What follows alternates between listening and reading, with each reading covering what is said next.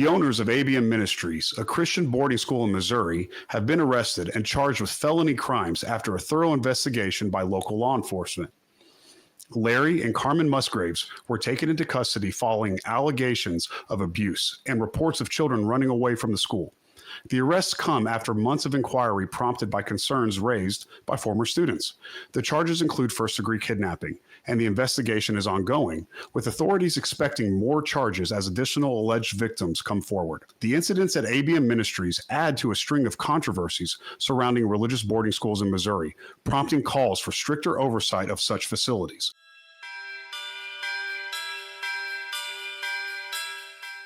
The reality is that Christianity here in the United States has nothing to do with the Bible. It has nothing to do with what's said in the Bible, because unfortunately a large portion of the Christians in our country have been completely radicalized into an idea. And let me quote this one person who was an organizer that says, "By ballot, by choice, by bullet if forced, the republic will be restored." And one thing that I find so absurd is that what they're doing is they're listening to people behind pulpits who are telling them and feeding them a story, and they're getting whipped up with this rhetoric.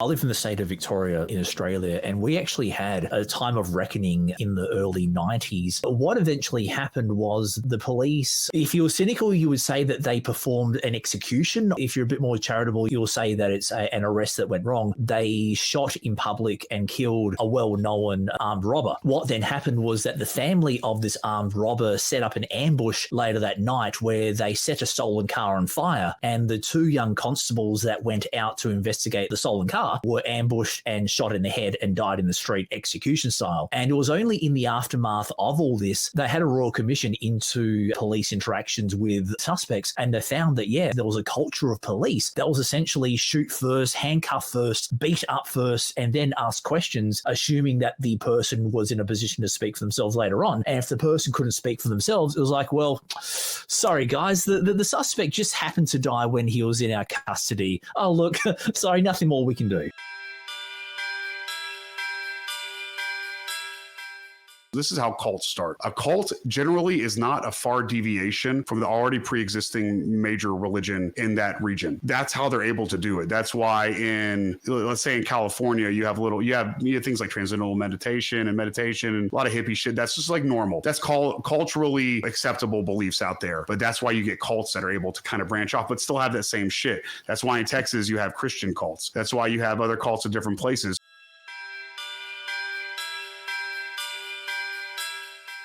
This story actually inspired me. So if I royally fuck up on my job and do something I know I have no business doing, I am just going to say the same thing that Sandy Walker said at the end of her tweet Facebook apology. I'm going to end it with a Bible verse like Genesis 9:18-20, which is the story of how Ham told his brothers Shem and Japheth that Noah was passed out drunk in his tent and he was naked. And Shem and Japheth covered him up and walked backwards so they couldn't see their dad's junk, because ew, I agree.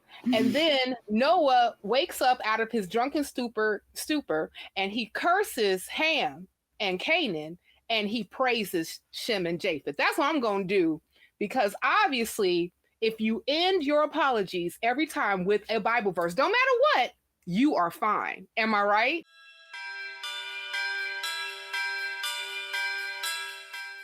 A film crew from the Netherlands was allowed into a Texas high school, prompting outrage from parents in the community. Trustees Sandy Walker and Micah Young were involved, later apologizing for the incident but failing to provide clarity on the purpose of the film.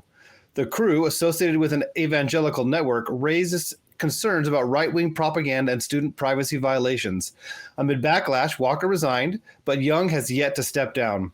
Parents vow to pursue legal action if both don't resign.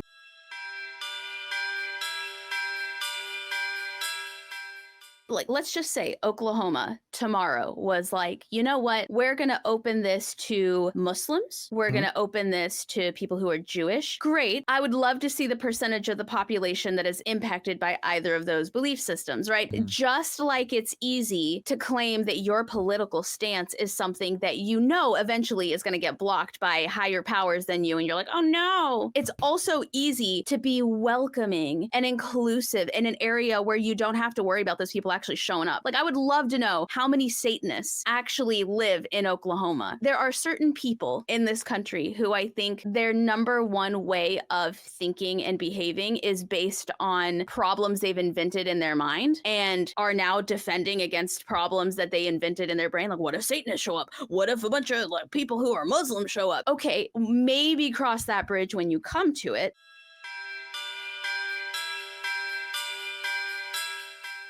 So if a person who happens to be a member of, let's say, an obscure religious belief system, let's say doesn't allow them to sit next to black people, cause this type of problem on an airplane, would they be given this type of gravitas? Would anybody even really care? Would we even be having this conversation? So I'm saying, I feel like this article may even be a little politically loaded given the current state of affairs in our world. It's just, it really blows my mind that blatant sexism is given any form of consideration when it is upheld by a religious belief, especially that of, like what everyone said, it's like an archaic ancient religion. Because of the nature of it, especially being in a Christian nation, it's given a special pass. And again, I say this as a person who has a Jewish last name, half my family is Jewish. Like I said, very close friends are Jewish. But the thing is, like, if he were to act that way, or if any of my family members were to act this way, I'd be pissed, and I'd actually strongly question my relationship with them. I don't think people should be given special accommodations when those accommodations involve xenophobia and bigotry and racism and sexism.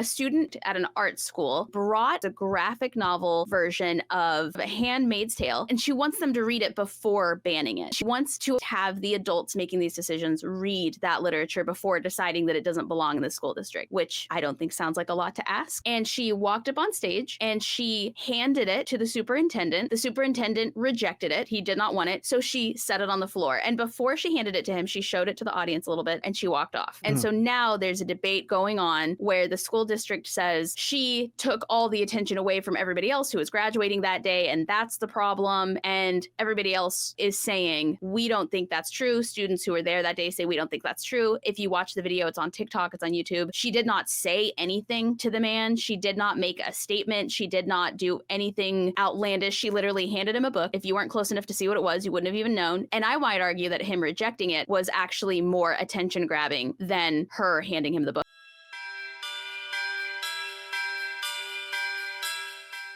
I think all police officers should be required to wear and have body cams on at all times, or at least when they're patrolling, when they're doing work. If a police officer turns off his camera, which in some situations police have been known to do, their action should be immediately suspect. They should be held to account for that. It's those body cam footage, I think, that has really started to reveal the problem with policing, that policing isn't as fair and as balanced in some parts that we like to believe it is. In some places it is, but in other places it's not. And up until we started to have ubiquitous cameras and phones, everybody's got a phone now, right? It was always a he said, she said type of a situation where the police officer says, no, this is what happened. And the victim says, no, this is what happened. And who are we going to trust? Well, we have to trust the police because they're the police, right? I remember there was a police officer once where he wasn't aware. He shot someone and proceeded to then stage the scene. So it made it look like he was being threatened. And we only know that because somebody was recording on their phone.